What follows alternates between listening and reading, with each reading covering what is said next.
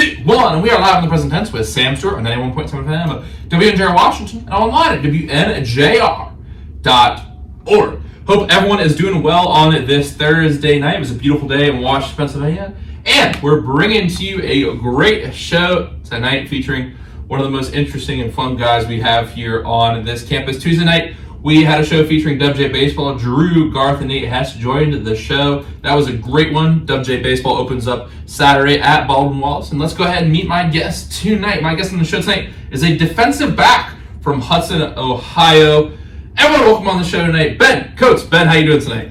I'm good, Sam. How are you? I'm doing great, man. Excited to have you on tonight. Talk some sports, talk some movies, talk some life. I got some interesting questions you might not be prepared for, so let's go ahead and get right into it. So Ben, the WNJ football team, they left off this year at 9-2, big win in the bowl game. It was great to see that, but I know Coach Sirianni wants to get back to the top of the pack after winning last in 2019. It's been 5 years, starting, in the upcoming season, it will be 5 years since WNJ won the PAC championship. So let's start with this question. What do you think are the keys going into next year? What do you think needs to be focused on the offseason, the little things, big things? What do you think the keys are getting back to that PAC championship, and what's being done about that this offseason? Yeah, I think a lot of it's the little things. I think the past few years we've been a few plays away, a few bad decisions, a few turnovers.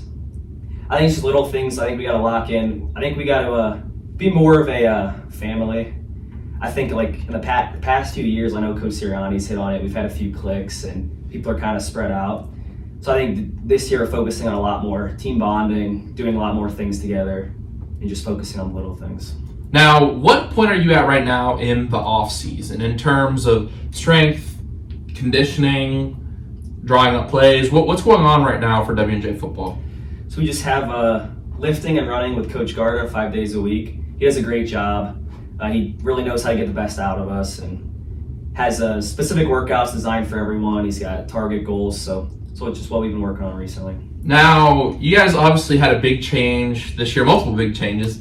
Coach LeVar, legendary defensive coordinator, a very scary defense for many years, WNJ, hard-hitting, fast-moving defense. He has actually moved on to another school, and he has been replaced by a new coach. So why don't you tell us about that? What's that transition been like? And maybe also speak on the fact that our good friend of the show here, Drew, who actually came on the show when he was here, has actually been hired on.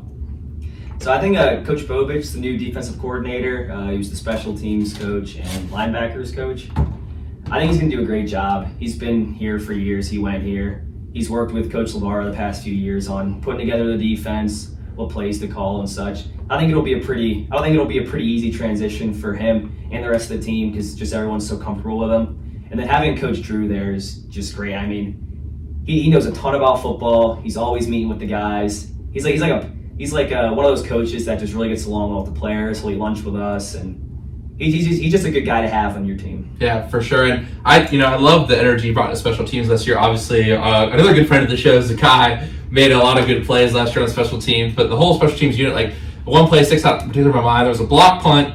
Zach Cernito throws the ball back in to Zakai, saving it like a basketball player and diving out of bounds. Crazy plays. Drew's running on the field. It's crazy.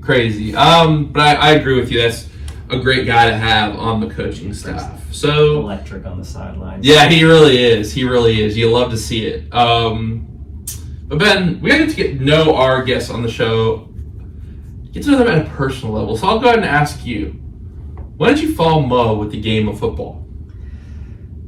Definitely when I was young. I think that was the first sport that my dad had me play with, first ball I played with.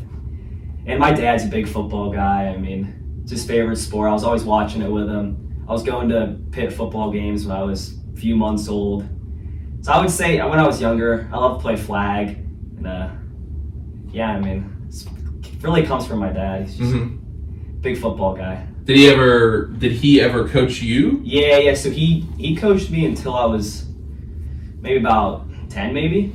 And then he kind of took the back seat and just started watching. I think he liked watching a lot more than coaching. I don't think he was real into the whole coaching thing. Now, why WNJ? I mean, obviously a legendary program. We've talked about it. This is the first class that just graduated that hasn't, won a ring here for the PAC.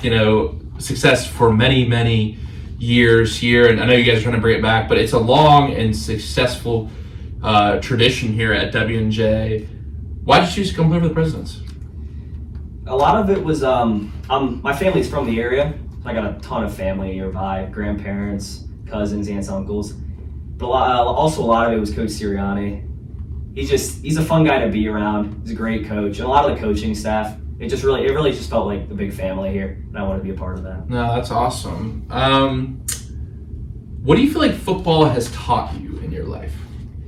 I think it's taught me a lot of discipline, a lot of like stay on the right course, don't veer. I think football's like a weird sport where it's like you have like 150 or so teammates on the team. So I mean, it gives you so many guys to lean on and learn things from. So like I learned things from teammates I've had in high school who would like tell me things that I just carried with me, and I'll probably carry that for the rest of my life. So it's just great to get a lot of input from a lot of people and remember it. What is one word you would use to describe yourself? Outgoing. No, I would say that for sure. And you approached me about coming on the show multiple times, so I could definitely see that. And your outgoing nature. You're actually doing some broadcasting for the baseball team in the spring. Yep. Is this going to be your first time broadcasting? Yeah. So we're getting a little taste of Ben Coates on air tonight. A little nervous, but I'm excited. It should be a good time. I know Jack Sacco seems like a great dude. So. And you said you're a big baseball fan. Yeah. I played baseball my whole life. Used to be my favorite sport, and then high school kind of transitioned over to football. But now my brother's big baseball guy. I love watching him play and go to all his tournaments and such. So. Yeah. It's a great place to go watch a game, Ross Memorial Park. Sometimes it's a little cold, so but up in the press, up in the press box, you'll be fine. I'll be nice and warm. Yeah. You'll see us out in the bullpen huddling up out there. What is the biggest advice you would give to a freshman starting out under Coach Sirianni? I would just say really get to know your teammates. I mean, those are going to be the friends for the rest of your life. Really get to know your teammates. Get to know the upperclassmen, because, I mean, the upperclassmen will do anything they can to help you. And then really just try to build a relationship with your coaches as soon as you can. Our coaches are great guys, and they're always going to be there for you, so just try to get to know them as well as you can as soon as you can. What is something in your life that you are proud of? Ooh, that's a tough one. I would say I think I'm proud of just like how far I've come from like when I was in high school. Like I think I feel like I'm a lot different person now than I was in high school. Like I would say like school wise, like friends wise, family wise. Like I feel like in high school I was more just kind of sheltered and wasn't really getting out there and meeting people. I think now like I've kind of gotten over that, and now outgoing, like to talk to people, and now I'm just doing well in school. I'm obviously proud of that. So. Well, doing some research, I saw you're involved in a lot of clubs, including the chess club. Are you good at chess? I wouldn't say I'm good, but I've been playing chess for a long time. Really? Yeah, I've maybe first grade or so, summer camp. So I've been playing chess a long time. I play online every once in a while, and my buddy Grant Cullen is the founder, so he was trying to asking kids on the team. And I was like, I like chess, I'll join. Now, another one of your hobbies, and a special friend of the show, let's call her, recommended this question tonight. Okay. Said you're a big fan of sharks. Like you have a weird obsession with sharks. Yeah, no. I forgot, I didn't have time to go out of my room and put on my shark tooth necklace. So the question this person wanted to ask, hopefully they're done with their practice and they are listening right now. How many different species of sharks can you name in 1 minute? Ooh. So you tell me when you're ready. I'll get the timer up. All right. All right, ready? Give me yeah. All right, I'm good. Set, go. Great white, hammerhead, white reef, black tip, white tip, lemon shark, blue tip mako, cookie cutter, goblin, ghost, bull shark, tiger shark, whale shark, basking shark, green shark, Icelandic shark. Oh, I'm in a snag here. That was pretty good though. 30 seconds, you named like that was pretty good. I have a few more in the tank. I was. Hey, you're there. You're on air. I was trying to rattle them off. I'll have to ask Sacco. Maybe you can do it live on the Facebook. So, what is about sharks? I'm from near the beach. What like? Or do you like the beach? Like, or you just like sharks? So actually, I'm not a fan of the beach at all. Because of the sharks? No. So I love water. I'm just more of a pool guy. The beach for me, I don't know. I find myself getting bored if I'm not like doing something. I can't just like sit on the sand and. Well, that's the thing. That's what I was talking to someone who had, and like they were saying like, oh, I just don't like sitting on the beach. Yeah, like I don't sit on the beach at all. Like we're playing spike ball, we're doing surfing. That's fair. Yeah, I don't understand how people just go and sit there all day. And I don't like reading on the beach either. Like if I'm gonna read, I'm gonna read it in a spot where I'm bored. Like over the summer when the football team went to Italy, like the beach was cool because we were playing volleyball or running around and doing stuff. But just like I don't know, I'm more of a pool guy. A pool guy. Yeah, I got a pool in the backyard. I'll float in there. And I'm more into that. But sharks, I don't know. I watched Shark Week when I was younger, and then it was like a whole new world for me. Like every year now, just watch the whole week. Got really into sharks. Bought a bunch of shark books and all that. I snorkeled a few years back in Cancun, and there was like nurse sharks below us in the reef. That was awesome experience. Wow. So one day I'd like to get in the cage with the sharks. Wow. Yeah. So this is your next big thing you're into, and really I think it was one of the big reasons we had to make this happen tonight. Is you're really into movies. So are you a fan of Jaws? Oh, of course. Really? Love Jaws. It's interesting. Steven Spielberg said that he would not have made that movie if he knew the impact it was going to cause. I mean, because now people have this like very big fear, and rightly so. Sharks are kind of scary, but at the same time, they're also very important to the ecosystem. Yeah. We've killed millions of sharks. Yeah, exactly. Way more than they've killed of us. 100%. You're rather get struck by lightning than attacked by a shark. I mean, I got a shark bracelet on here tracking my shark. Name's Thor. Oh wow! So like the ones that have the chip in it? Yeah, and I got two of them. I got a sea turtle one that my mom got me, and then a shark one. Oh, that's cool. It all goes back to ocean research and trying to stop all that. That's really cool. So if you get a chance, Topsail Beach, we have a turtle rescue center. It's the biggest on the East Coast, and it's like an old warehouse that they converted. It's like you can see them doing like work on the turtles. Like at the island, they walk every mile of the island, like scouting out if there's a nest. And there've been nests near our house before, like, and it's really cool, like the rescue effort. If you're ever down there, you have to go check it out. I think that's awesome. Yeah, you'd enjoy it. Like they rehab them and stuff because like boats are obviously problem trash, but like it's like on the beach, like if you're around that area or anywhere that have turtles, you have to turn off your lights by a certain time, obviously. So yeah, it's really interesting. Like, and you see the big tire, and also I just want to say on here, I said it before.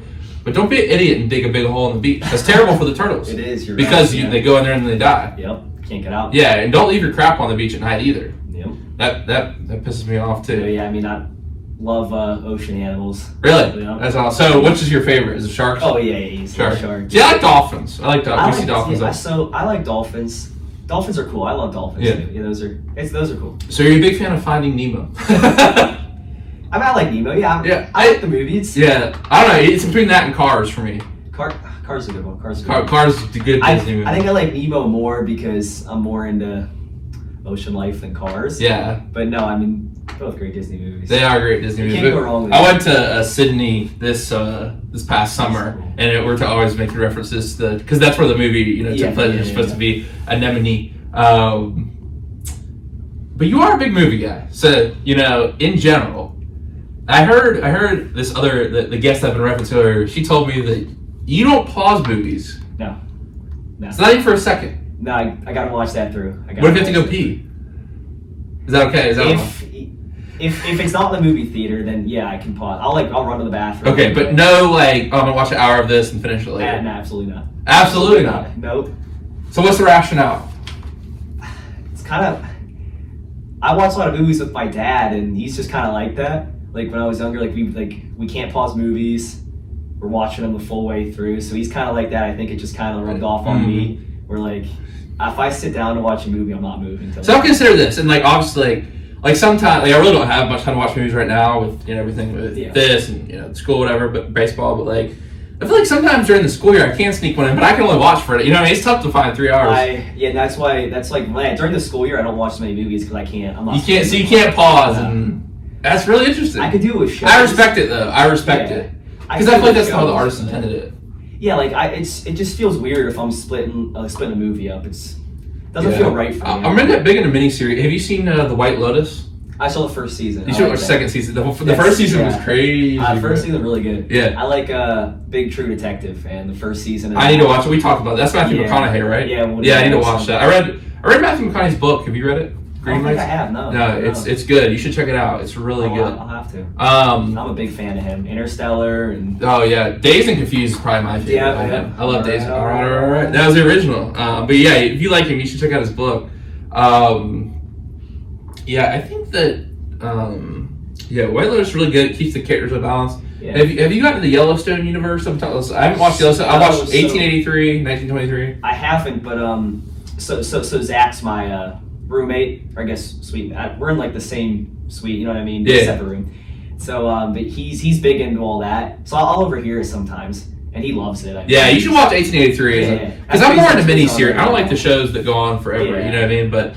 Yeah, 1883, 19. Yeah, what'd you say? Like those shows, too many seasons. Yeah, exactly. I agree. It's like too much to get the full storyline. I think the movie, it takes a lot to get a narrative all into one thing. Have you seen the Boys in the Boat movie that just came out? About the Washington Rowers? Yeah. No, I haven't seen it, but I've read about it. I watched the trailer. Really? I'll probably get to it. I want to read the book too. Yeah, it's based. Yeah. The book I'm reading right now, my friend Julian gave me. So you've seen No Country for Old Men, right? Yeah. Anton Chigurh, Lucky Coin, and all that.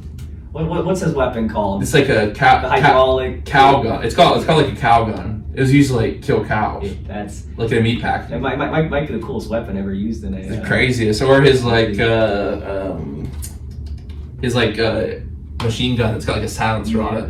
Yeah, he is a crazy villain. The guy, I think he won an award for that role. It was a crazy role. It was a great movie. But the guy who wrote the book, No Country for Old Men, Cormac McCarthy. I'm reading one of his books right now called The Road. Okay. Have you heard of it? I don't think I It's have. like a post-apocalyptic. I think you should check it out. You'd like it. Did you see Killers of the Flower Moon? I haven't. So I read the book. I'm waiting to see the one at home with my dad when I go home. Okay, that's a long. We're watching all together. Yeah. DiCaprio, it's interesting because I feel like I see the movie from a different way now. Though that like the book was a journalistic book, so it's like a. So I actually have the book. I plan on you should definitely. It's a very easy read. Like by easy I mean it's like fast paced. You know, obviously some deep subject. It's very actually sad. And it's kind of crazy that something like that happened in America. Don't want to spoil it too much. Yeah. Basically, just a bunch of people getting murdered, and like the book kind of comes to the conclusion of the narrative they're following. And then it's like a couple epilogue chapters that show that this wasn't an isolated incident. Like all these people were getting killed. Yeah. You know, I don't want to spoil the movie too much, but it is a true story that did happen. I think it's a really good book. DiCaprio is funny. We watched in class the other day via Laz Bierman, Romeo and Juliet with Leonardo DiCaprio in it. I saw that in high school. Like the modern, it's pretty good. Yeah, Laz Bierman.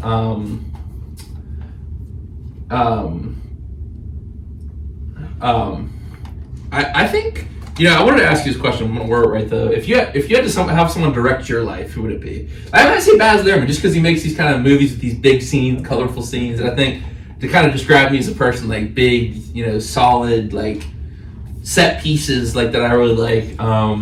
Because like I feel like I don't know, I'm not like in a Scorsese movie. I feel like I'm not a Scorsese kind of guy. Like, maybe like Clint Eastwood maybe. I like all the Clint Eastwood movies. I like him.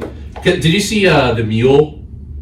Where he's the like 90-year-old guy who runs the drugs, and Bradley Cooper trying to catch him. I've not seen that one. It's really good. It's really The Mule. Okay. And then you know what he also directed? Mystic River. Have you seen Mystic River? So that's one of my best friends from home favorite movies. Have you seen it? I haven't seen it. Oh man, it's on my watch list. He's got me watching it, but I'm Tim Robbins, man. So they're gonna drop some knowledge. Tim Robbins, Jacob's Ladder is one of the best movies I've ever seen. Really? Yeah. Have you seen that? I have not. No. So it's like basically the guys in purgatory after the Vietnam War. It's really good.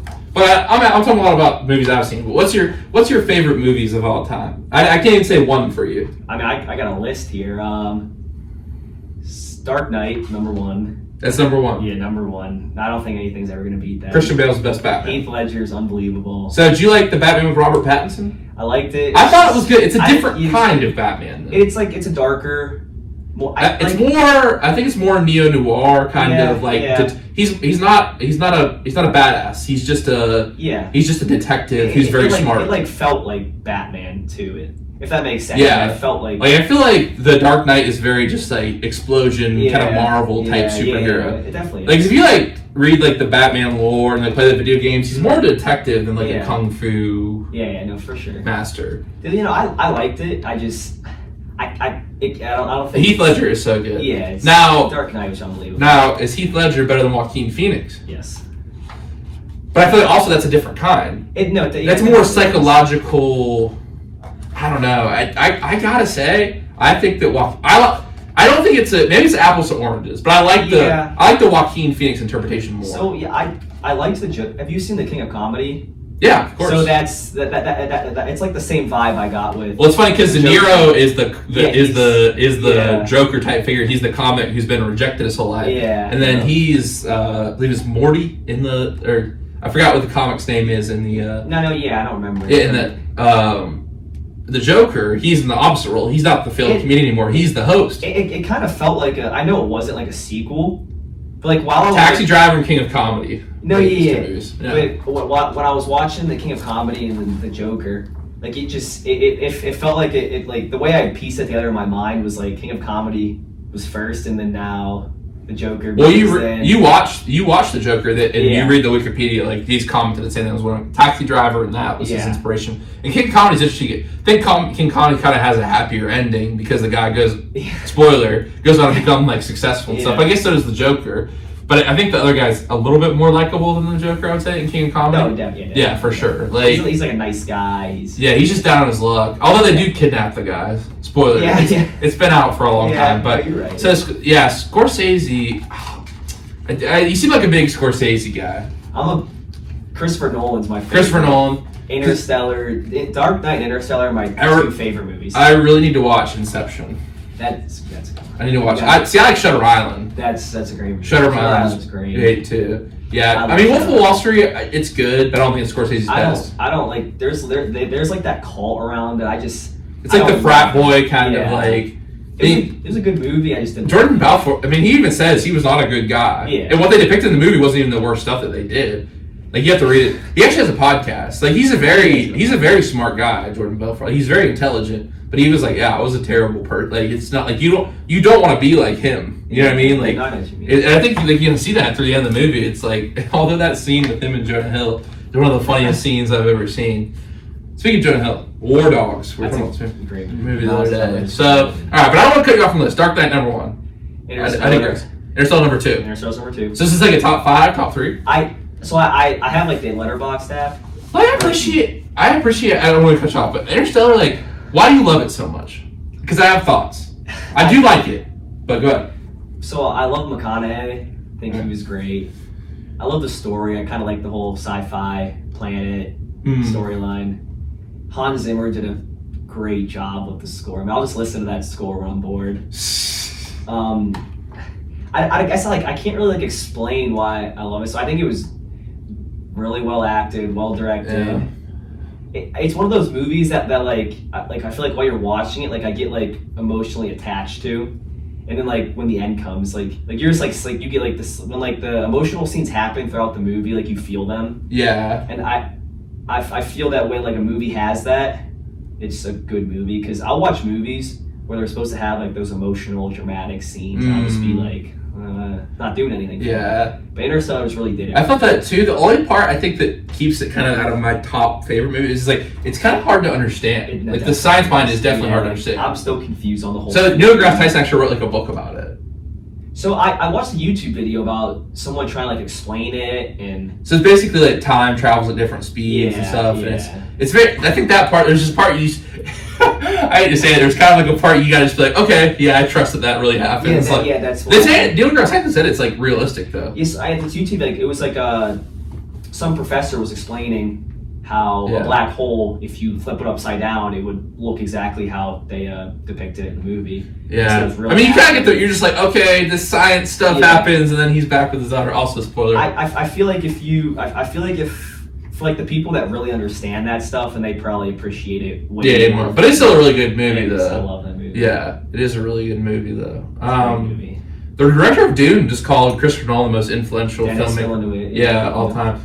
I saw someone reading the Dune book on an airplane one time. I was like, holy crap! It's like 500 pages. Have you seen it? I know it's been a while. So it's interesting because Dune's actually a very old story. It's written in the 50s. So they did a movie on it back 70s, 80s, I think. Really? Way back. It wasn't a big hit. But Dune 1 and 2. See, it's interesting because someone told me, and I've looked it up, that George Lucas kind of exploring a desert planet. It's sort of like, obviously that was a popular story at the time. It's kind of come back, but I'm not big into science fiction. I think Star Wars does it the best. You know what I mean? I actually haven't watched all the Star Wars movies. I saw the first one and I just wasn't all that interested. And I'm like, I had no motivation to watch the rest of them. So you watched 4 or 1? I watched the one that came out like first ever. I don't know if that was 4 or 1. A New Hope.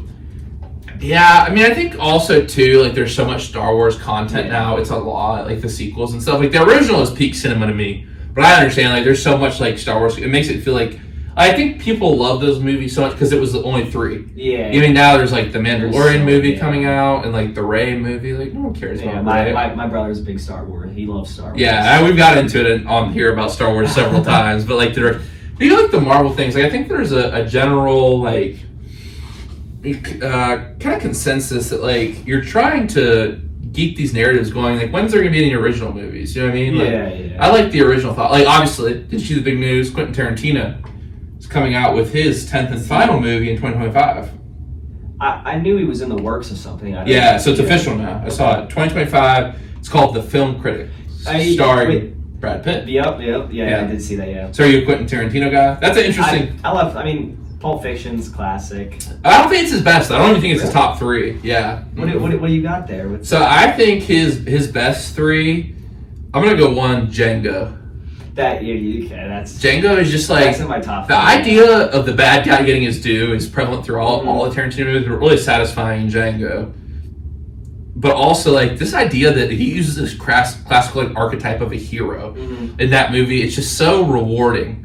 It's so rewarding to see like Django's like transformation from like unconfident, unsure of himself to like he's like the hero at the end. Like that's like I'm gonna go 2.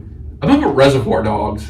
It's my dad's. One of my dad's. Yeah, and then probably Inglourious Basterds. I'm a big Inglourious. I would say my top 3 would be Inglourious Basterds, Pulp Fiction, and Django. Then I would probably say I'd probably put Pulp Fiction like 4 or 5. Okay. I really like.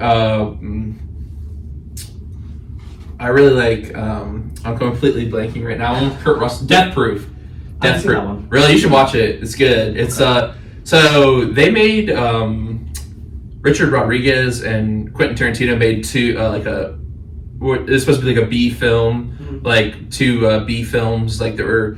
So one is called Death Proof, and the other one, there's like a zombie apocalypse. I'm totally blanking on it. I really always try to remember this stuff off the head. Yeah. Planet Terror. I've not heard of that. I've heard of Death Proof. I haven't heard. Yeah, and then you've seen Jackie Brown. No, but ooh, you haven't seen Jackie Brown? That's on my list because one of my friends loves that movie. Have you seen Dusk Till Dawn? I don't think so. Quentin Tarantino is familiar, but I don't think I've Quentin seen Tarantino and Salma Hayek. Salma Hayek's in it. She's like Quentin Tarantino and George Clooney are these robbers, like thieves, and they steal this like family's van, and they stop at this place called I forgot what it's called, but the movie's called Dusk Till Dawn, and they have to survive till dawn because everyone in the bar is vampires. Sounds interesting. It's really good. So they made it like Death Proof and Planet. They both have like there'll be like holes in the screen. It's supposed to be like a B movie, like a Miramax theater. Okay. So like Miramax picked up a lot of Tarantino's movies, obviously. We didn't even say Kill Bill. Kill Bill 1 is good. I don't like Kill Bills. Man, you say you're a movie person, man. You gotta watch some of these, man. I have not seen Kill Bill. You have to see Uma Thurman. Oh man, Kill Bill Volume 1. one. 2 is alright. 2 is alright. I like 1. I think it's probably worse. That's saying a lot. Is the Hateful Eight. But I still thought it was entertaining though. Hateful Eight, the mountain or the cold, and yeah, they're I've seen parts of it. Yeah, Jackie, you should watch Jackie Brown though. Samuel, I gotta watch. I just got so many movies on. Yeah, man, we gotta watch a movie watching party. I like Once Upon a Time in Hollywood. A lot of people don't like it. One. I liked that one. Yeah, that was good. It was a fun ending. I liked it. I'm a big Prisoners fan. Ooh, Jackman and Gyllenhaal. Yeah, Jake Gyllenhaal. Did you see 911? Is that the one of Jake Gyllenhaal in the call center? Yeah. I've seen parts. I don't know. It's not called 911. Or like I've seen like clips of it. I don't think it's like ambulance, right? What is it called? It is Guy Ritchie's The Covenant. Oh, what is it called? So this is why I knew I had to get my laptop up tonight. I love The Covenant. I haven't seen that. That was a really good one. Yeah, I gotta get. Gyllenhaal was good. The Guilty is one where he's the 911. Yeah, That's a crazy movie. Yeah, he's intense. Yeah, Prisoners is good with Hugh Jackman. For sure. Yeah, it's really good. So I'm gonna hit you with a couple interesting recommendations. Right. So William Dafoe is a good actor. I like him. I liked him in Platoon. He was good. Platoon, amazing. Have you seen Boondock Saints? It's about William Dafoe's a detective, and basically these two guys, and I don't want to missay their names here. So Sean Patrick Flannery and Norman Reedus, who are both in. I'm sorry, Norman Reedus is in The Walking Dead. Walking Dead's a good show. Yeah, he's good. He's a very intense actor. Yeah. But these two Irish Catholic guys get murdered, the Italian mob attempts to murder them, and all these Italian mobs are trying to take over their neighborhood. So they go on this killing spree, and then the second one's really good too because this Irish priest gets murdered in the neighborhood, and it's like all these different influences in the neighborhood. They're trying to kill all these bad people. It's really good. It's kind of sounds interesting. Tarantino style thing. Yeah, it's really good. They're coming out with the third one. My dad really loves it. It's really it's sort of noir, very dark, but I appreciate those movies though. Yeah. Speaking of which, I think so. It's William Dafoe. There's some. I mean, obviously American Psycho. American Psycho. Also, Spider-Man. Oh yeah, he was so good in that. And then the one he's in with. Matt Pattinson, The Lighthouse. No, I need to see that one though. He's in one where they're investigating the murders down south. Mississippi Burning. Burning. Thank you. That's a good movie. True story too. Yeah, it's crazy. That is good. Have you seen the one where Matthew McConaughey is a lawyer? And he's down south, and it's about a girl who gets killed, and Samuel Jackson's in it. It sounds really familiar. I can usually name my favorites off the top of my head, but I got it sometimes. Yeah. That's why I keep them all on the man, we didn't even name a few of the best Matthew McConaughey movies. Dallas Buyers Club. So good. Matthew McConaughey movie. Let's see. A Time to Kill. A Time to Kill. And then Amistad. We didn't even mention Amistad. You're pulling up your list too. Yeah. I've got. All right, so we can obviously sit here and name movies all night. Yeah. But what draws you? We've listed a lot of movies here so far. Obviously, we go out to Deer. I was about to say The Heat as well. Have you seen The Heat? It's so long. It's on my list. Yeah, it's good. It's on my list. Good. But what draws you to a good movie? What makes you watch? It's interesting because we talked about this before. You're really into movies, but I watch a lot of comedies. Yeah, but I feel like you're watching for enjoyment, right? Purely. Yeah. You said you don't want to try to get in the movie industry. You're not doing anything like that. So when you sit down and want to watch a movie, as a filmmaker, aspiring filmmaker, so what are you hoping you see in front of you that keeps you engaged? I think it depends on the genre. So I'll just say if it's a comedy, for example, I like the comedies that have a little story behind them, not the ones that are just trying to go for straight laughs. Like Superbad. I love Superbad because that has a real story. Like a Project X. Yeah, where you're following the story, but it also has funny parts. Well, like grown-ups or something like that. Yeah, like some of like the Adam Sandler. Like I love Adam Sandler. Some of those movies are just like the story's not good. He's just trying to like get laughs. Yeah. Like those are hard for me to follow just because. Yeah, I agree. It's like I like when there's a good story. Yeah, and that's a good point. If they tell it well, that's how I know. People forget about that in the comedy genre. Yeah, like sometimes when they're making a comedy movie, like you won't tell a true story. That's why I love Borat so much because it's hilarious, but I think like the way that Sacha Baron Cohen tells the story is great too. Because he's just telling the story throughout while he's doing these clips with just regular people. Well, I think, have you seen the Eric Andre show? I saw the one movie that he did. I didn't see the movie. He did like a similar type thing. Yeah, just like doing pranks on everything. Yeah. I saw that. That movie was pretty funny, but man, no, it's I think where the story has to be there, and even like you see like they take it in the kind of action thriller genre. Like if you're just doing violence just to do like violence, that's like why I can't get into a lot of action movies because if there's no story behind it, like you're just like Fast and Furious. Like, like it's just a bunch of action for no reason. It's exactly. And it's just, I like when they build the characters up and it's a good story to follow, and then like you can like there's those movies where you can kind of like relate with the characters. Yeah. And like it feels like you actually know them. I like those movies. Have you seen The Machinist with Christian Bale? No, but that's the one where he gets really skinny, isn't it? Where he cuts all that weight. And That like method acting. Speaking of another one, the Pianist. Have you seen that? It's about a guy in the Warsaw ghetto. That's a tough watch. That one just I've watched the trailer. I've debated it. It's hard for me to get to watch, but it's just so sad. It's hard for me to. You gotta explore that emotion though. You know what I mean? Like I think the saddest movie I've ever seen is Schindler's List.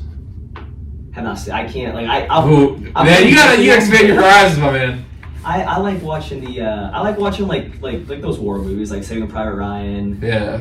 Platoon. I think 1917. I think this is not even controversial. I think pure cinema. It's funny. Drew asked me this on Tuesday. I think best cinematography ever is All Quiet on the Western Front. I'm actually reading that right now. Oh, really? Yeah. You should watch the new movie. I'm gonna watch the movie this weekend when I. Okay, you should definitely should. You text me. Let me know what you think. I'll let you know. All right. But I feel like another cinematic masterpiece is Schindler's List. Like just the way it's made. Like it's in black and white. Yeah. It's very and there's color that pops in at certain times and. I've heard that. Yeah. Yeah. Another one like that is by Black and White is The Captain. Have you seen that on Netflix? It's a true story about this German deserter who finds a captain's uniform. Okay. He does all these like terrible things. It's really interesting. Isn't Raging Bull in black and white too? Raging Bull's in black. I didn't like Raging Bull. It was kind of boring to me. I like Rocky.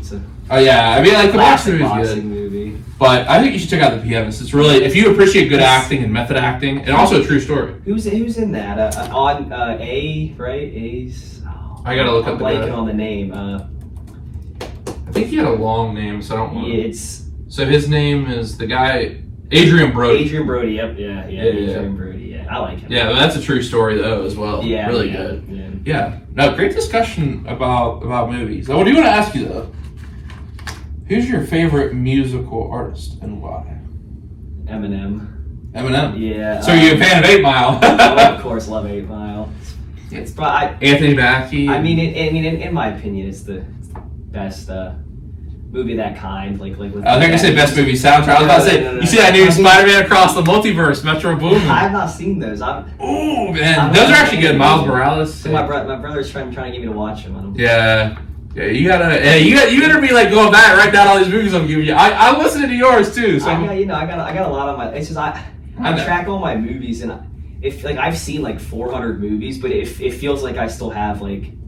There's so many. Think about all the movies from like the 50s and 60s. Yeah, like and it's stuff. just feels like there's just so many. Yeah, but I feel like there's a lot of bad movies. It's nice though because like you'll never run out of something to watch. You'll never run out of to watch. But I think there's like a certain like some movies I'm just like, why would I watch this? Yeah, what's unique? That makes sense. But like them all like you kind of like there's a few that stick in my mind. Like Black Panther sticks in my mind. Like Civil War. Like obviously the Endgame. Like the Thor when they had Christian Bale. Like that one was so. I did not like that. Really, I like Blood. Really, me and my brother saw that on opening night, and I just expected so much more out of it.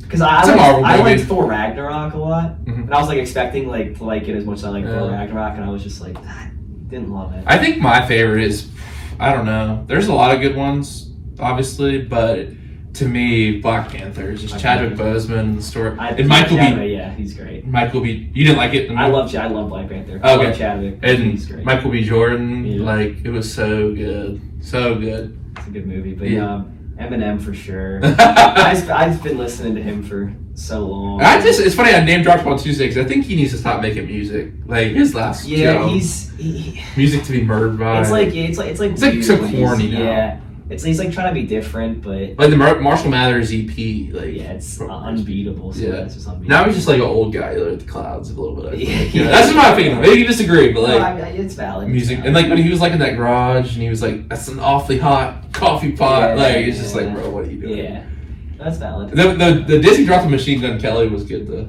That was great. That was he moved him out of a genre. It did, yeah. Well, it's funny. We were at Tequila Cowboy the other night, and they put on one machine because I was playing the music videos at the club there. Like, I'm just like, Machine Gun like play guitar, and you can tell he doesn't know the chords. Have you seen him like play guitar and say? I've seen those clips. He was doing like a cover of like System of a Down's "Chop Suey," trying to like do like metal guitar. His guitar skills like terrible. He's from so I'm from Northeast Ohio. Yeah, he is. He has this like coffee place, and just like everyone goes crazy up there about it. And I'm like, there's no way. I don't think he's that. He has like My Ex's Best Friend is a good song. But besides that, I don't really name any song. It's just catchy. I don't think I can name a. There's that one where he was like from. There's Bad Things with Camila Cabello. I like that one. There's one where he's like, "I'm from the land till I die." Yeah, Cleveland. Yeah. Cleveland till I die. Yeah. Which I don't like Cleveland, but. Oh really? You're not a Cleveland sports fan. We're from Pittsburgh, so I'm okay. You're a Pittsburgh guy. Both my parents went to Pitt, so. I see. Big Pitt fan. You guys lost to State last night. We won. Oh, I'm sorry. They won. They beat State. I'm sorry. Yeah, it's funny because the perspectives in my head, like for some reason, because I'm more kind of like people are used to being a State fan, so I'd be like, y'all lost last night. Yeah, I saw that. No, that was a big win. That was a big win. I was watching that and the W&J overtime win at the same time. I was watching the Warriors and the Warriors, and then I was watching the Duke game. Duke beat Notre Dame. Yeah. I know because Huss was like freaking out. He's like, I gotta get back to watch the Duke game. He's a Duke fan somehow. Yeah, dude. Sammy Schuster. Who's from Ohio is also a big Duke fan. Yeah, I don't think we're that good this year, to be honest. It's Duke, Yankees, and Lakers. That's those are the three. I don't like the Yankees or the Lakers. See, but I'm actually like 25 minutes from Duke Stadium. That makes sense. Yeah, right. But I think Duke's one of those teams that are just so popular. It's like the Steelers. Like there's fans everywhere. Yeah. You know what I mean? Well, speaking of sports games, we obviously have a big game coming up, and I was telling Drew and Nate this on Tuesday night. Like, I'm in this sports media class right now.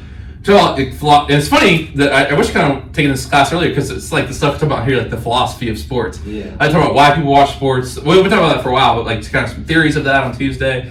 And today we're talking about there was this essay this guy wrote about why the Super Bowl is the most American event. Like you have the capitalism, and even like the game of football is like sort of territorial, more like you have the field general and the aerial assault. Like you're gaining ground from real strategic territorial. Yeah, we kind of love that as Americans. You got the singers, the celebrity, the heroes, and also like in the modern day, like baseball isn't as popular because like back in the 20s and 30s, people just lay back.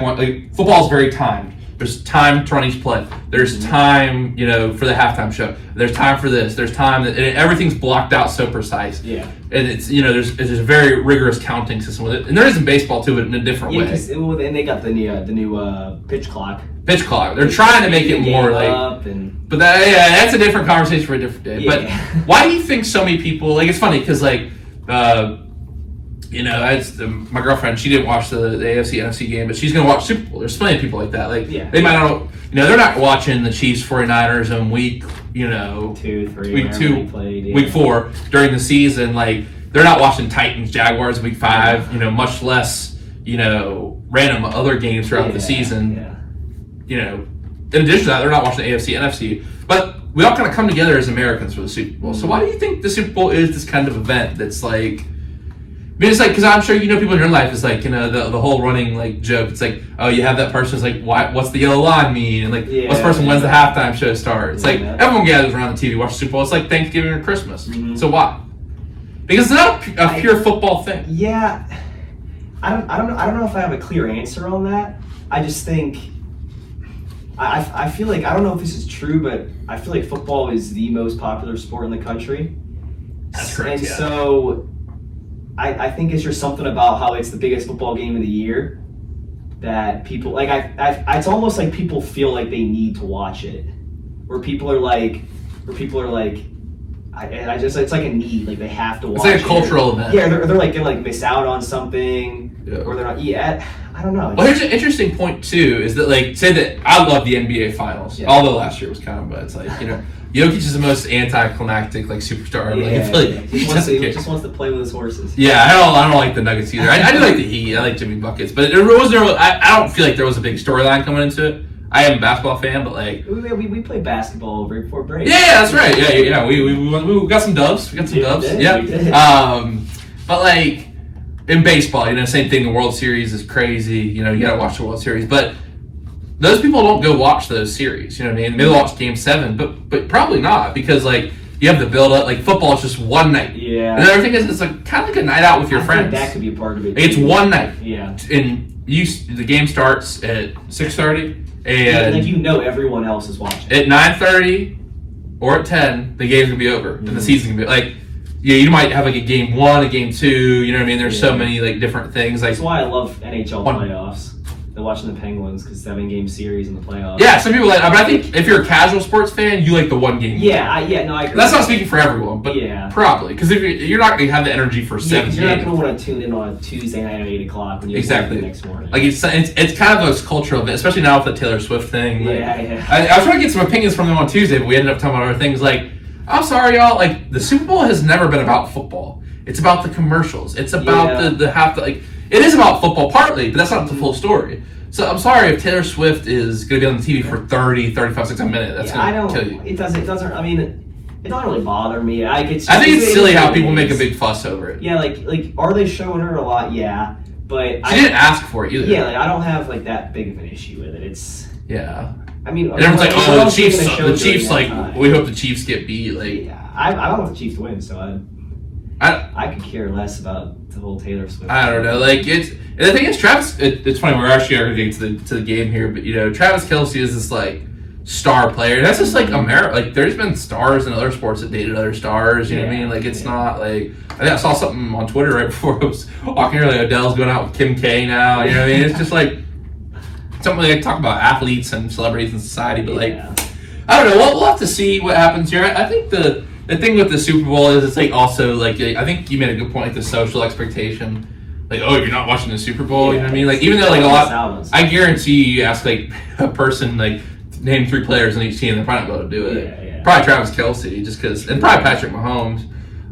He's been in the news in the lead up, obviously for wrong reasons. He had some interesting, not him personally, but people in his family. But I don't know. I think I enjoy it though. But to be honest, I heard something in the mail. I think the divisional round is the best round in the NFL playoffs. The most games, the most competitive. 4 games. I can see that. Yeah. AFC, because but the AFC and the NFC Championship were both pretty good this year. They were great games. I mean, the AFC Championship was real defensive. The Super Bowl, if you're talking about pure football perspective, the Super Bowl is only one game. Yeah, it's just one game, just 3.5 hours out of the day. Which is also way longer because like all the pregame. Yeah, and the halftime is like double the time. Yeah.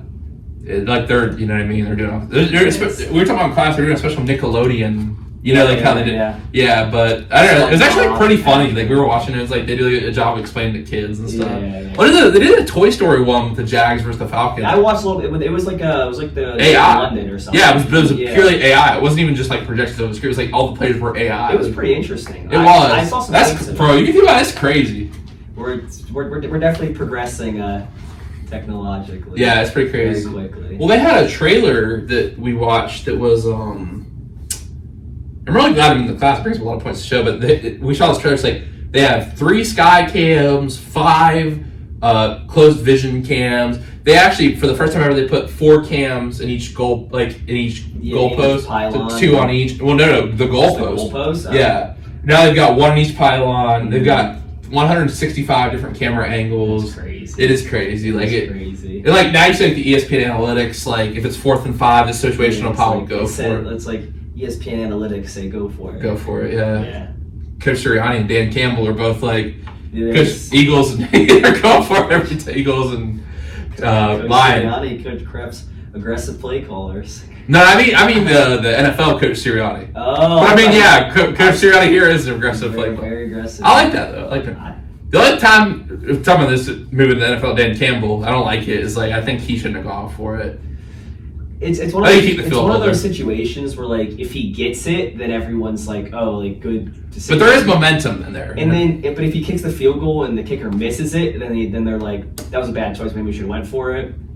Then if he kicks the field goal, makes it, people are always gonna be wondering like, what if he went for it? And yeah, it was a tough situation for him. I think his philosophy all year has been aggressive, go for it. Yeah, for sure. So I don't really think it was really. I don't think he was debating kicking. Yeah. I think he was always just in that situation he was going for. Yeah, I respect it. Against the Cowboys, he went for it 3 times. Yeah. I mean, he someone said he's the type of guy to hit on a 20 in blackjack.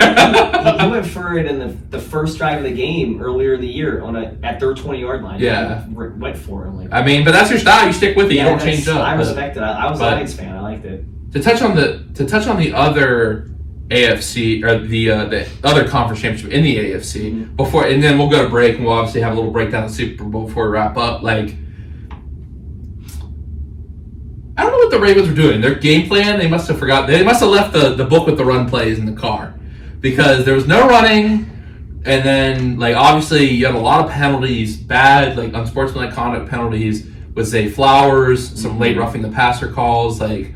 Obviously, a fumble at the 1 yard line. Like Lamar didn't play terrible, but like I think a lot of it is Steve Spagnuolo, the Chiefs D coordinator. We're gonna talk about that. He is. I mean, his disguises on those coverages. Like I like Lamar. I don't think he processes coverages that well. And I think like if you watch the all 22 of that, I mean, he's just rolling safeties all over the place. And Lamar was. I mean, he was so frantic in the pocket, he knew where to go with the ball. What's that? All 22? Yeah, so it's like you can see all 22 players on the field. Oh, okay. So I was watching a little bit of that, and just like the way like Steve Spagnuolo would like come out in something, and then the defense would roll to something just completely different.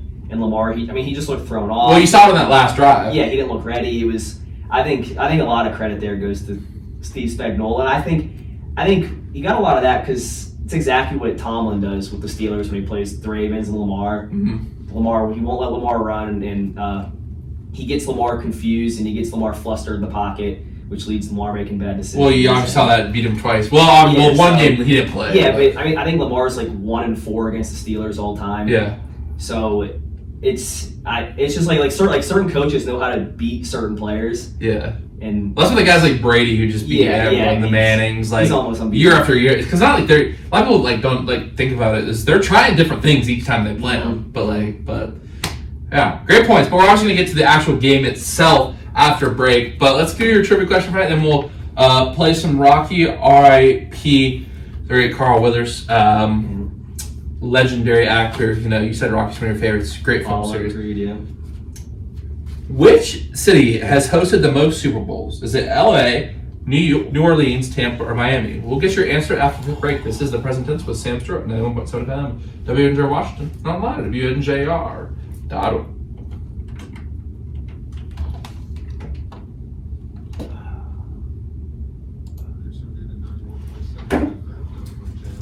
Ooh, that's a tough question. It is tough. I'm trying to like think of it now. I'm like, oh.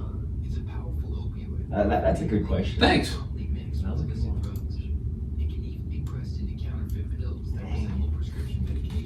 I'm down to 2. I'm down to 2. I'm trying to like think of like where like the recent Super Bowls were.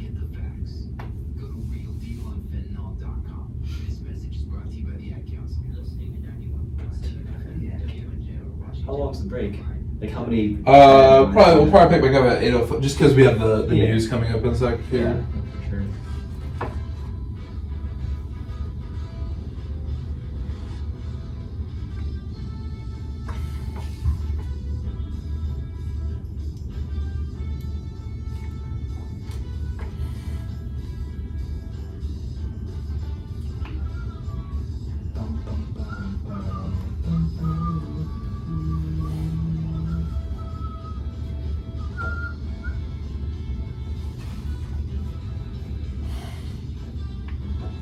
Yeah, it is interesting. Like we were talking about, it's like the things you never think about in sports. Like, why does it? It's just like another football game. You know what I mean? But it's like so much more.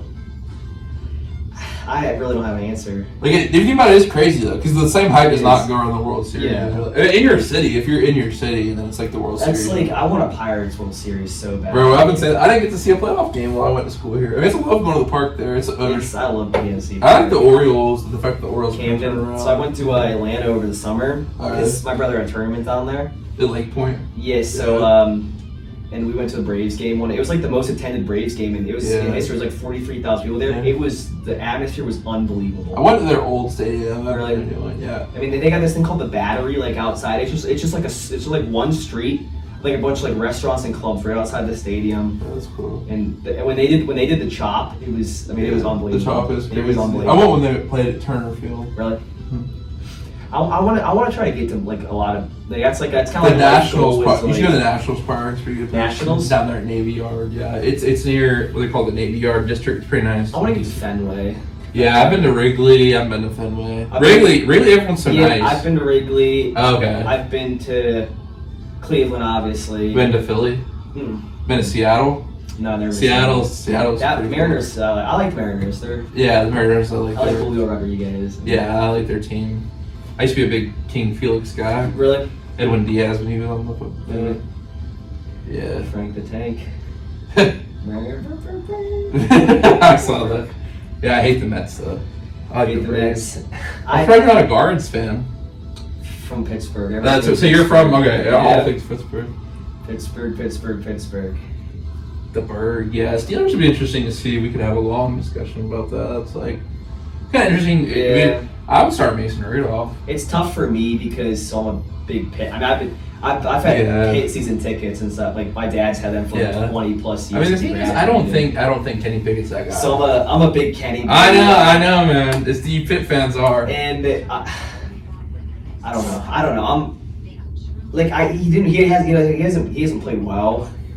So I'm not gonna. I would start Mason. I would start Mason in this season. I don't think Mason's gonna resign with the Steelers. Oh, you don't think so? Because I mean they've done him so dirty. I mean, they put him third string behind Mitch Trubisky. And they benched him for Duck Hodges. Yeah, so, I forgot they've that. done him so dirty. Like I don't see any way why he's like I still want to play here. You know what I mean? Yeah. And I think I'd like to see Kenny with a non-Matt Canada because he played the one game without him. Yeah. They went over 400 yards. I don't know. I think Mason Rudolph could be if they resign him. I think Mason's fine.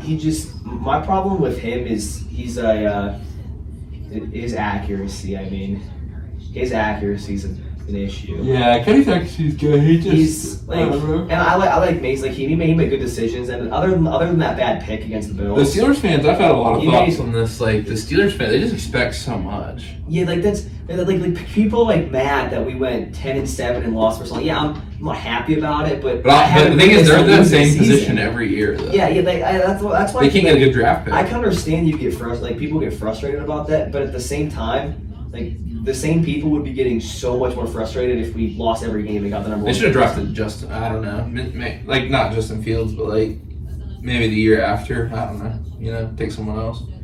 Play Mitch. Mitch wasn't very good, but yeah, Mitch. He wasn't bad in Chicago. Like his system was. He's actually from right around where I am. Oh really? So didn't he go to UNC? Yeah, so he went to Menor, which is about 45 minutes from me in UNC. But his wife's family belongs to the same club that I was working at, the country club. Oh really? So yeah, I've still he golfs like once a summer with his wife's family. So I got his bags. They didn't cut him or keep him. I don't know. They paid him. Yeah, they'll save so much money if they cut him. Like it's not. But is it guaranteed though? Mm. The problem with the Bucs is they were still playing like Brady, Fournette. They have a lot of cap space this year. I'm a Bucs fan, I like Baker a lot. Yeah, I didn't like him when he was on the Browns. I didn't either. I think he was trying to prove too much. Yeah, but I think in Tampa he was allowed to play. He didn't have to prove anything to anyone. I liked him. And we were predicted to be last. I was cheering for the Bucs. I mean, honestly, like the Lions game, they were the better team won, but like they're a much better team than the Eagles. You know, like yeah. Eagles. I mean, I don't know what that. I felt hard. Jalen Hurts. He really just laid an egg in the second half of the year. I don't know what was going on. It was going to start out 10-1. I mean, he couldn't throw the ball, then he was starting to fumble, and then. Well, the thing is, big thing is too, the Bucs stopped the tush push. Now you have a road map for stopping the tush push. You got Vita Vea and Kalijah Cansey. Yeah, Kalijah Cansey. Yeah, Cansey they had his arm right here, right below him. Yeah, and Vita, if anyone's gonna stop us, Vita Vea is a beast. And I've seen him play multiple times. That's why I like the Bucs, because they got Cansey and Servassier Dennis from Pitt. So that's why I like the Bucs. I didn't know Cansey went to Pitt. Yeah.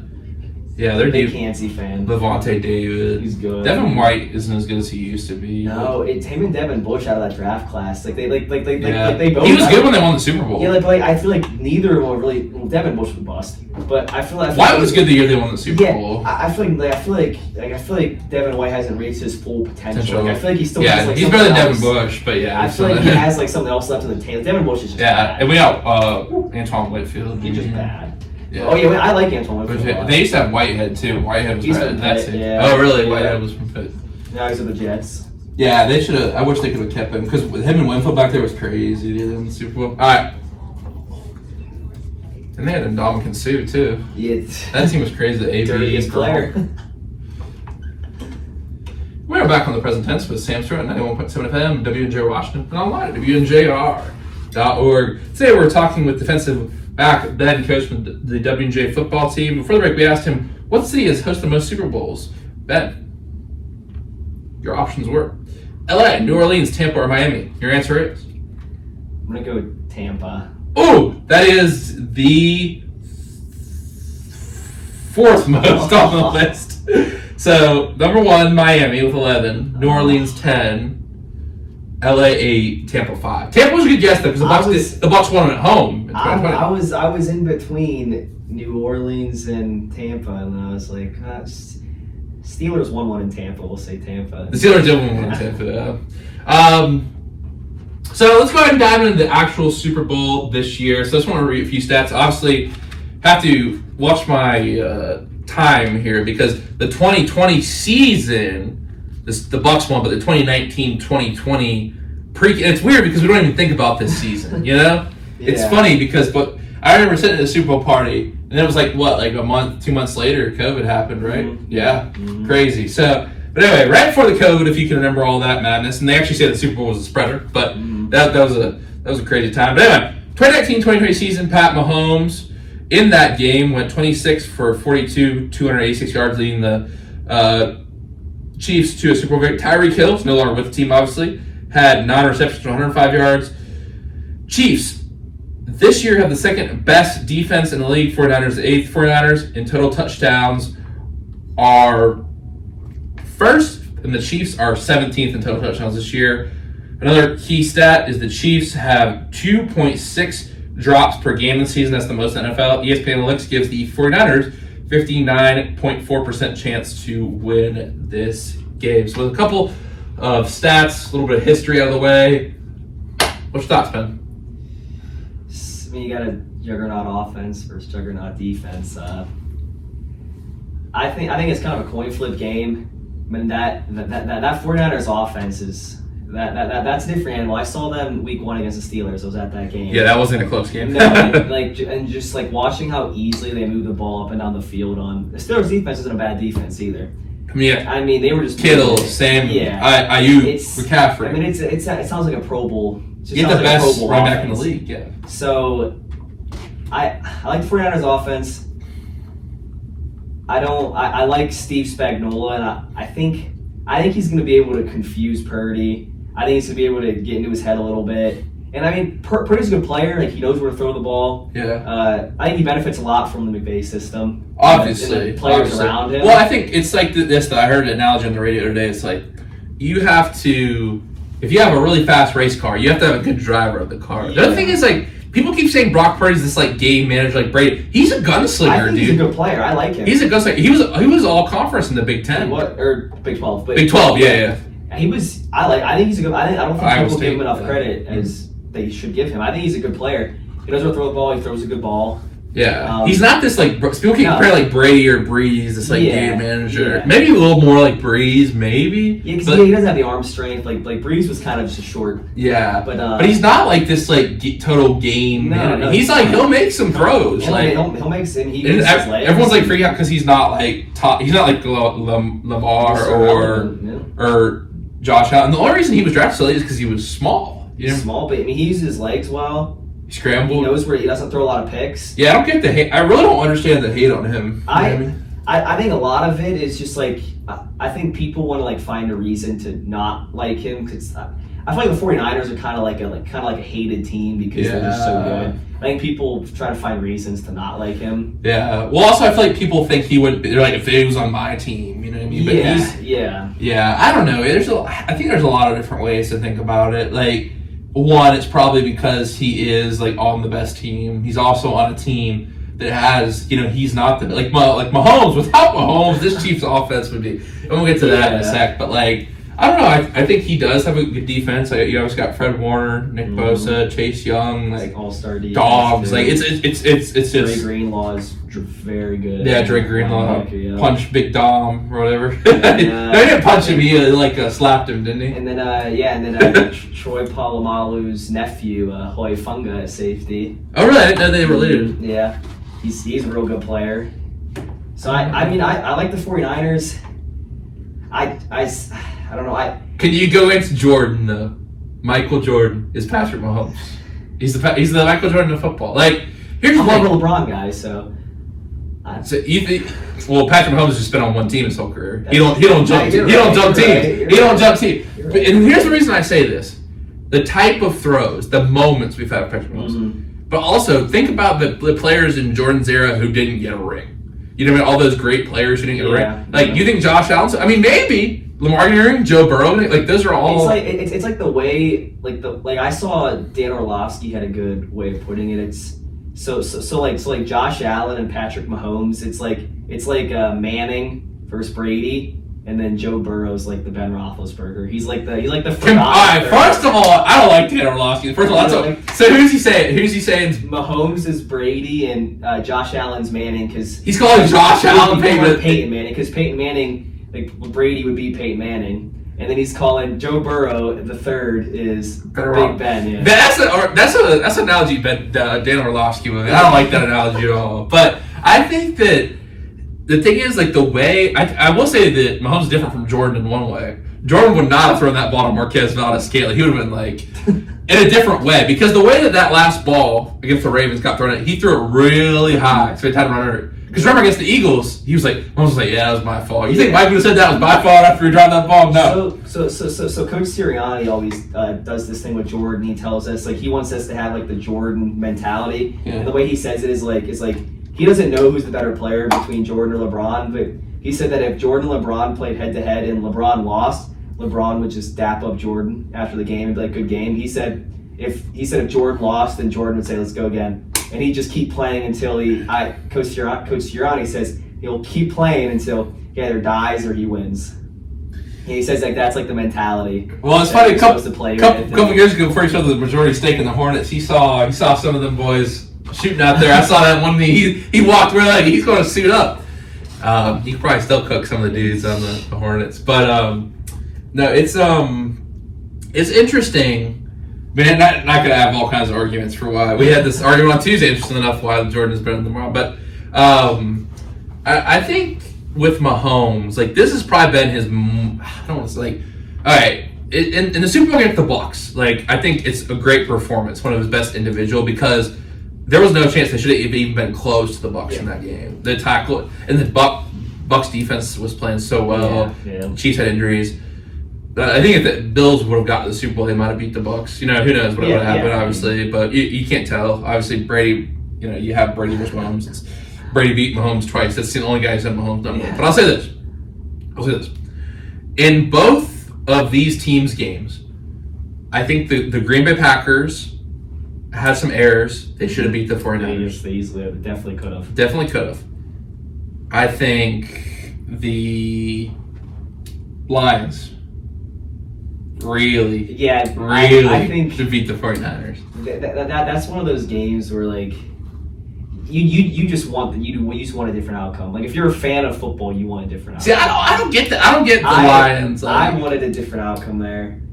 The Lions are just a good story. I mean, what they I don't like C.J. Gardner-Johnson after we did the play. It was funny because then he was waving goodbye. He's waving goodbye, and then they lost. Yeah, that was he got ahead of himself there. He just a little bit. But I will say this. So the Chiefs. It's Patrick Mahomes, first ever road games. You know what I mean? Won both. Like, and then everyone's saying like, oh, it's just because it's cold, and two, it wasn't ready. Oh, like, this is gonna be the road game. You're gonna lose the Bills. There's only been one time throughout these playoffs that the Chiefs didn't seem in control. That was when it wasn't even Mahomes. It was Marquez Valdez-Scantling fumbled on the 1 yard line. What is it with fumbling on the 1 yard line? Mecole Hardman. I'm sorry. Into the end zone. I'm sorry. After they got the pick. All those guys need to step up and help Mahomes. Yeah.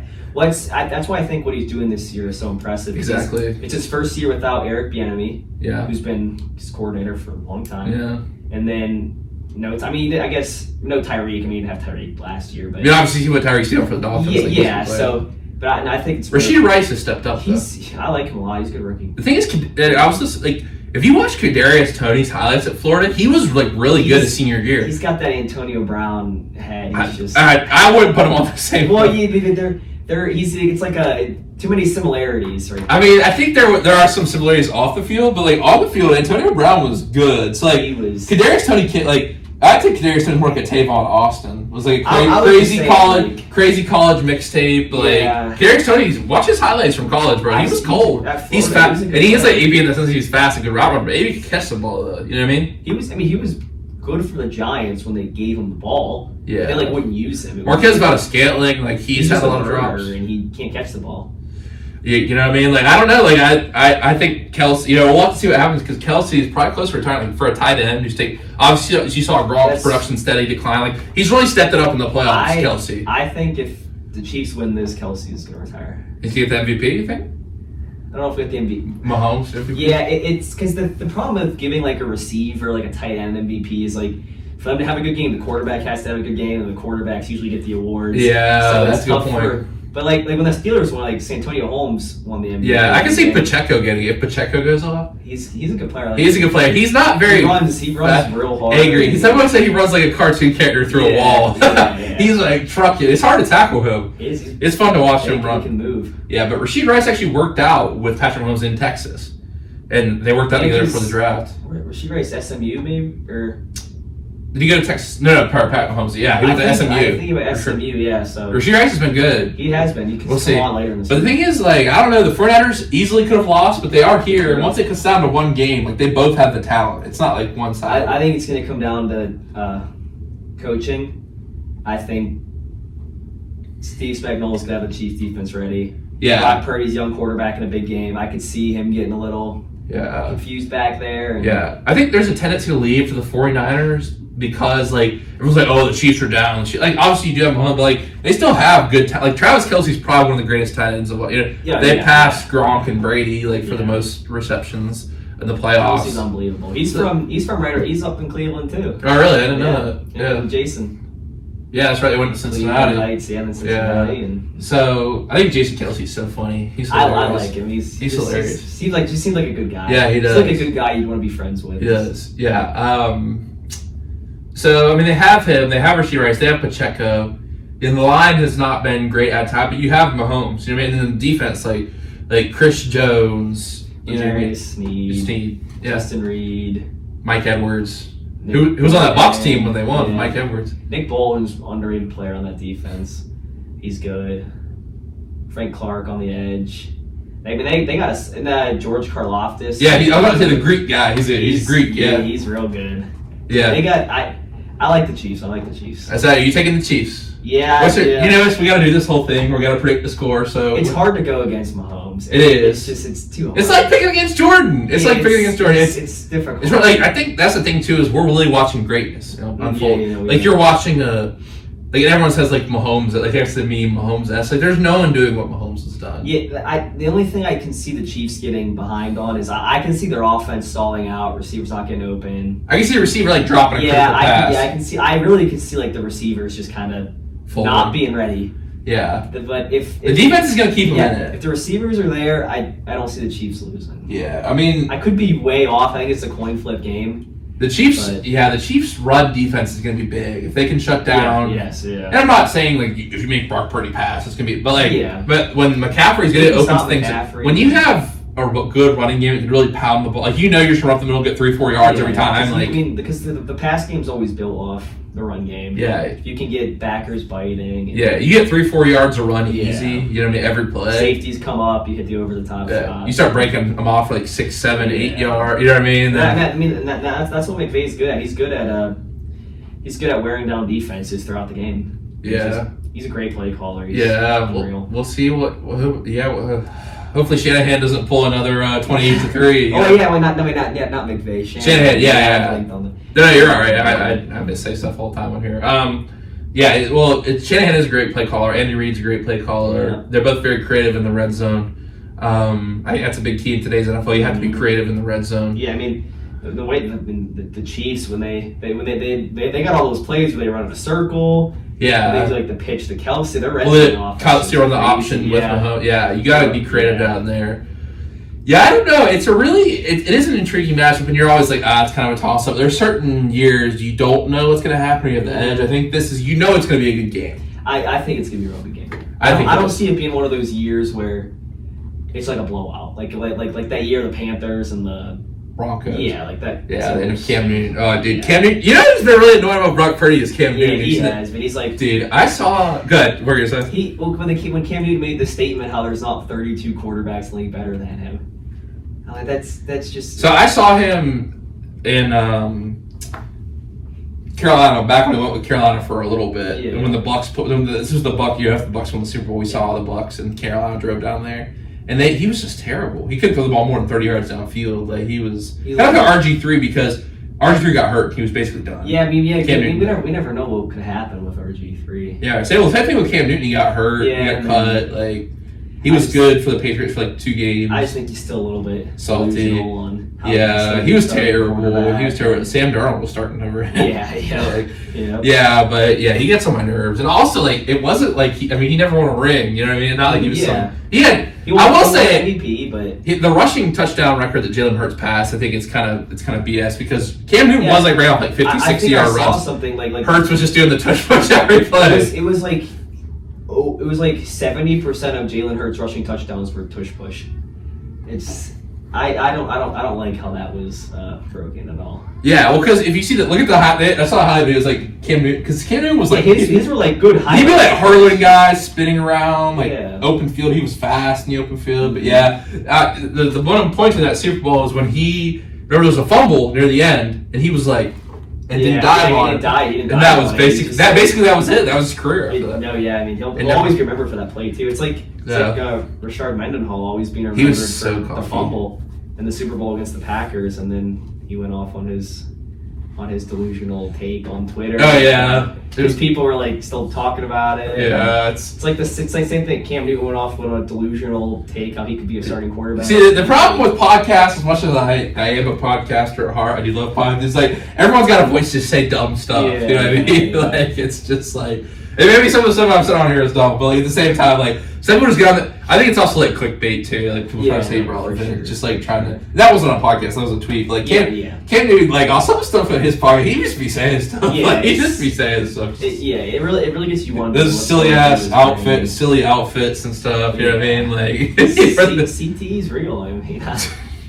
Well, you see Antonio Brown's got a thing called CTESPN now on Twitter. He puts out his crazy take. The wildest thing, the only reason everything is because Kadarius Toney tweeted like someone, he was like, if they give me the ball, I'm the number 1 wide receiver in the league. Antonio Brown posted a screenshot of him dropping it. This league is crazy. The only league that's I think drama-wise better than the NFL is the NBA. Just because there's so much drama out there, like every night. Yeah. Like, I mean, with NBA's got a ton of drama. It's the beefs and the fight. And like Giannis running into the ball. Remember he ran a long try at the ball. One of his 60-point balls. Yeah, there was a couple years ago where like the Clippers, I believe it was, they tried to pull up in someone's locker room. Like they tried to get through security. I think I remember that. Yeah, and they were trying to like get through the security, get the locker room. It's crazy. Obviously you got like Draymond. Like it's all like so crazy. Like crazy drama. I didn't see any moves of too big stature today at the deadline.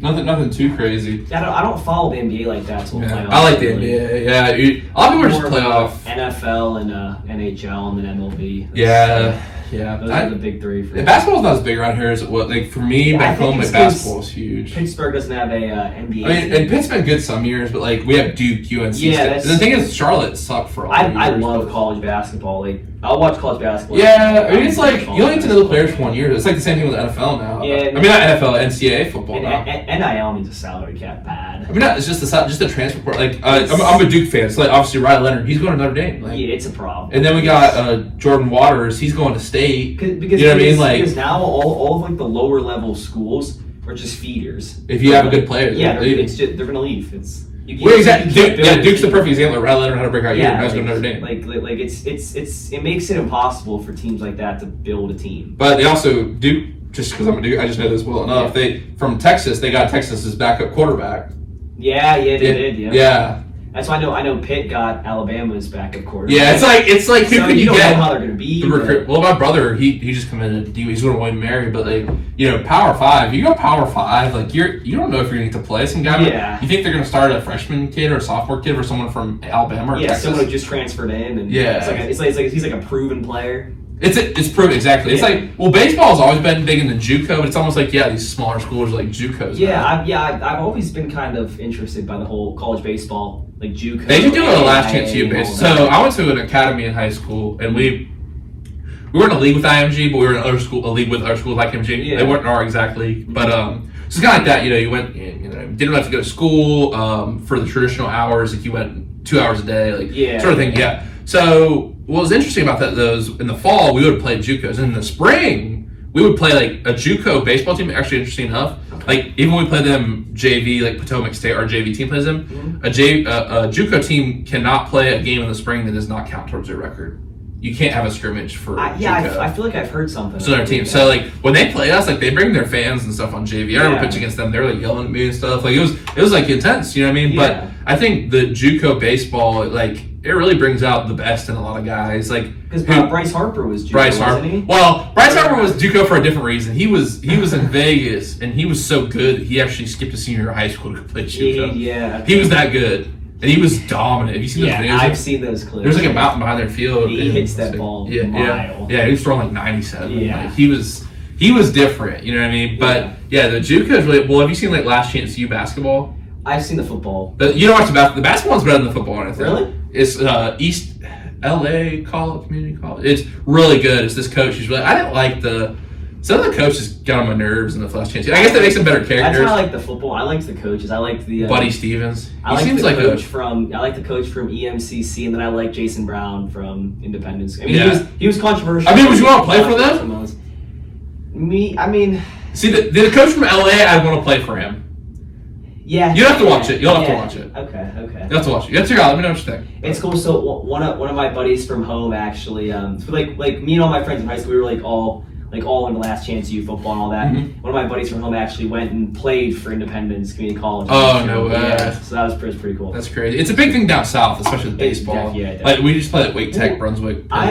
Baseball's interesting because like baseball's the sport where like I feel like a good D3 school could beat like a D1 school in baseball, and I feel like that can't happen in any other sport. You know what I mean? That's probably fair, yeah. Like because like to be a D3 school is not being a D1 school in football or basketball. Or like any if you got a lower level and like one of the top, but that's a pitch because certain D3 pitchers like run up to 90. Like that's what I'm saying. Like like a 5-game series, 3-game series, like maybe get one. Probably wouldn't win in a series. That's why I call it. Now so interesting. JUCO teams would beat D1 teams. Yeah, it's why it's so interesting. In Florida and Texas, their JUCO teams are ridiculous. Because there's no other college sport where I can see that happening but baseball. Yeah, but I can't see that happening in other sport. Yeah, it's probably true. It's interesting that way. It's real interesting. Yeah. Yeah, that's a good point. Well, Ben, we're almost out of time. This has been a great conversation. I'm so glad we got to talk to him tonight. So we're going to turn it over to you for the quote of the day. So I heard this a long time ago, but it's be the change you want to see in the world. All right. Who's that from? Couldn't tell you. Okay, you just heard it. I heard it back in Catholic grade school, and then it's kind of always just remembered it. Wow. Awesome stuff. And thank you so much for coming on the show tonight, man. It's been a real fun conversation. Great time. Thank you. Yeah, well, good luck to you guys this spring with your practices, your lifting, getting ready, obviously for camp at the end of the summer and then into next season. Good luck with the rest of your career, my friend. And once again, thank you for coming on. Oh, thank you. All right, well, we'll be back next week. Don't have some episodes pinned down yet, but you're going to bet that we will be breaking down everything that happened in the Super Bowl from the halftime show to the national anthem, everything in between, and of course, some football as well. But until then, everyone have a